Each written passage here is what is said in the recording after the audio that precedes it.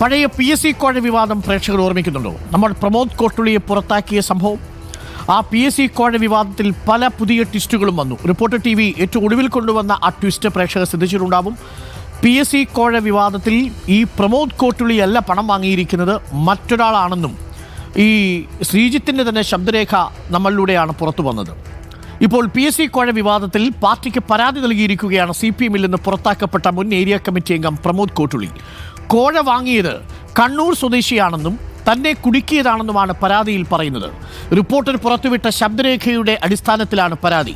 വിഷയം ഒത്തുതീർക്കാൻ പാർട്ടി പ്രാദേശിക നേതൃത്വം ഇടപെട്ടെന്ന ഫോൺ സംഭാഷണം റിപ്പോർട്ടർ പുറത്തുവിട്ടിരുന്നു. ആദ്യം ആ സംഭാഷണം നമുക്ക് ഒരിക്കൽ കൂടി കേൾക്കാം. അകത്തുനിന്ന് പുറത്തിറങ്ങില്ല. ഓരോരുത്തർ പറഞ്ഞ ആൾക്കാർ, ഇവിടെ കൂടെ നടക്കുന്ന ആൾക്കാർ, എന്റെ അടുത്തുനിന്ന് പൈസ വാങ്ങിയ ആൾക്കാർ, സഹായം പറ്റിയ ആൾക്കാർ, അവരൊക്കെ നമുക്കെതിരെ സന്തോഷിക്കാനൊക്കെ നമ്മളെ പറ്റി ഭയങ്കര വിഷമം.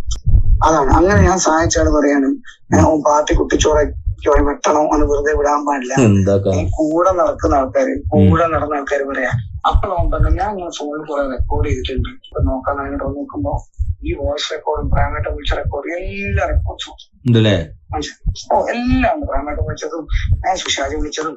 സുഷാജ് ഞാൻ ഈ വന്ന് മറ്റേ ഒരു പറഞ്ഞിട്ട് പോയിരുന്നല്ലോ ഈ ബാങ്കിലേക്ക്, ഇന്ന് കരുവശ്ശേരി.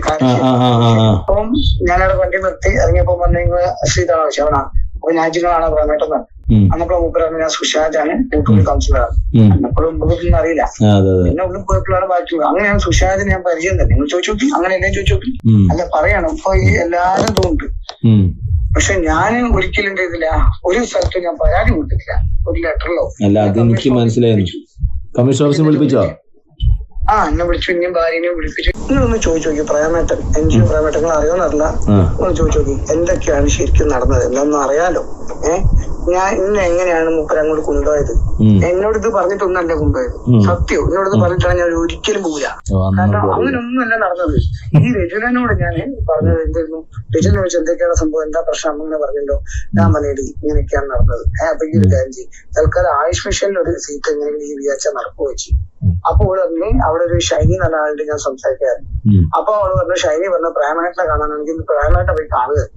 അങ്ങനെ പ്രേമേട്ടനെ പോയി കണ്ടപ്പോ പ്രേമേട്ടൻ പറഞ്ഞതാണ്, എടാ എന്റെ എത്ര പൈസ പോയത്, അങ്ങനെ അങ്ങനെയൊക്കെ ചോദിച്ചു.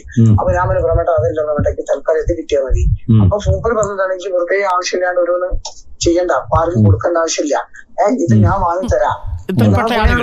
പ്രേമൻ, സുഷാജ്, രജുല ഇവരുമായിട്ടാണ് ശ്രീജിത്ത് സംസാരിച്ചിരിക്കുന്നത്. ശ്രീജിത്തിന് ആയുഷ്മാനിൽ ഒരു ജോലി വാങ്ങിച്ചു കൊടുക്കാം എന്നതൊക്കെ ഇവർ ചേർന്നിട്ടുള്ള ഗൂഢാലോചനയായിരുന്നു എന്നാണ് മനസ്സിലാക്കുന്നത്. അപ്പോൾ പ്രമോദ് കോട്ടുള്ളി തന്റെ നിരപരാധിത്വം തെളിയിക്കാൻ ഇപ്പോൾ പരാതി കൊടുത്തിരിക്കുന്നുവെന്നാണ് മനസ്സിലാക്കുന്നത്.